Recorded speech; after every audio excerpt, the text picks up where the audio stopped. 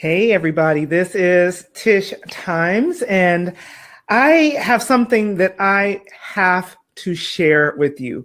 And when I say I have to share with you, it means I was not going to share it. And it has just been like welling up on the inside of me, and I can't not share this.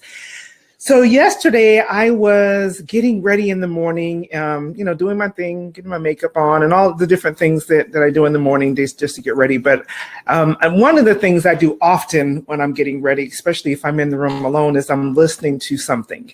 Either I'm listening to an audiobook, I have some ministry word coming. Sometimes I'm listening to some worship music. Either way, I normally have something going on.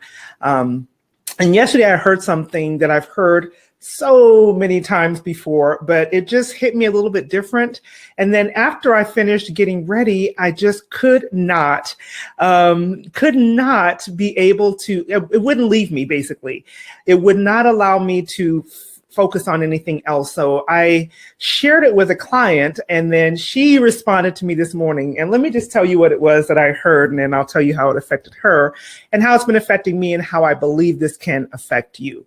So there is a scripture that says, as a man thinks in his heart, so is he.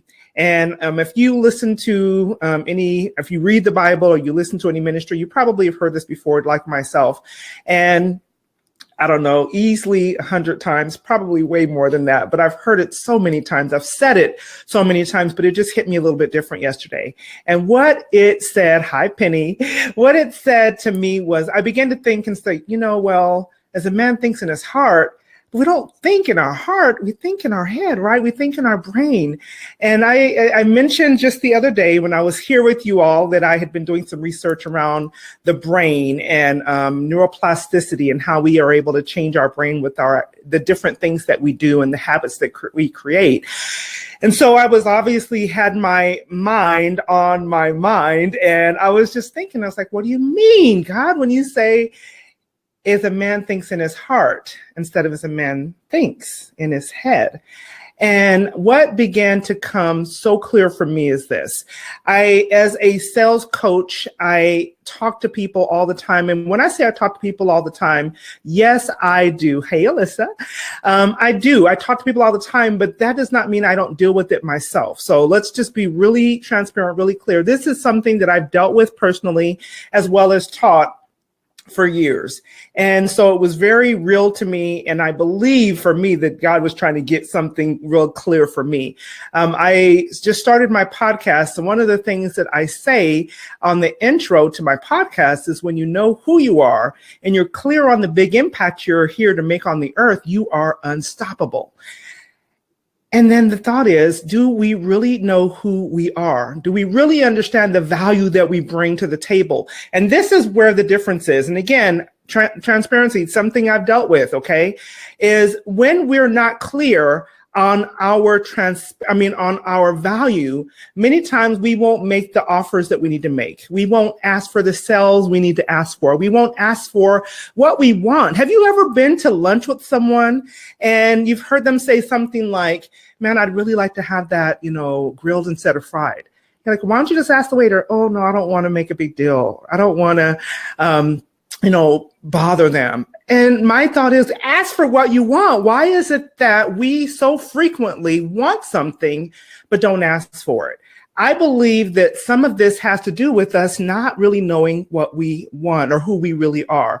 So this is the thing. We may have a cognitive understanding of our expertise, meaning we know we've gone to school, we've gotten these certifications, right? We know that we have done the work, the intellectual work, but do we really know that what we bring to the table is so valuable that someone actually needs what we have? And that's where the difference is, because I can know something and I just know it, and that's all there is to it. But when I know something and I know that what I have on the inside of me has been implanted to me by the hand of God, and that I have a responsibility and obligation to give it to someone, to present it, to put forth that opportunity for someone to experience that transformation, and I don't, that's to me an indication that I'm not clear on who I am and the value that I bring to the table.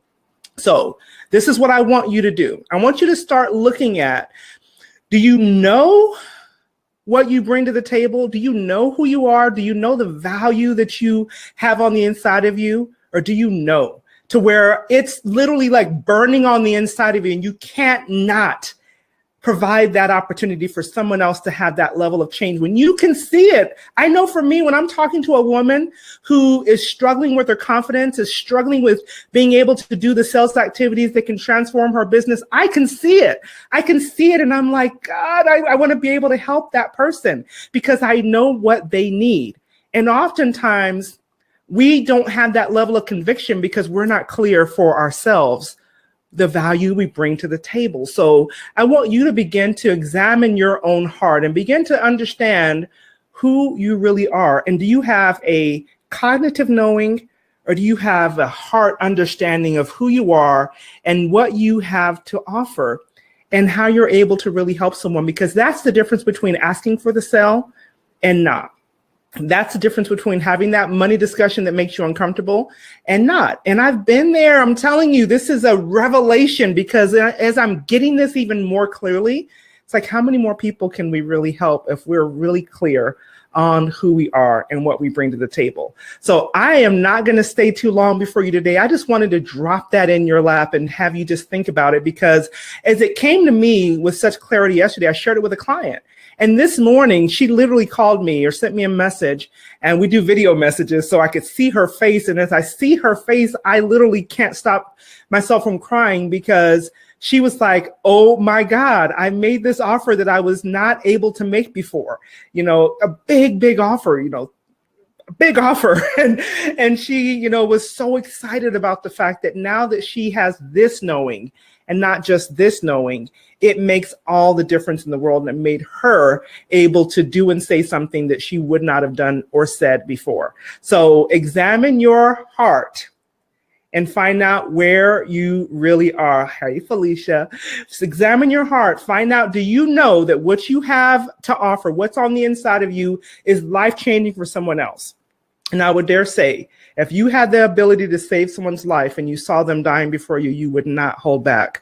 So therefore, you cannot hold your gifts back. You cannot hoard your gifts. You have to be willing to know it so deeply on the inside of you that you can't not make that offer for someone that needs that transformation. So this is Tish Times.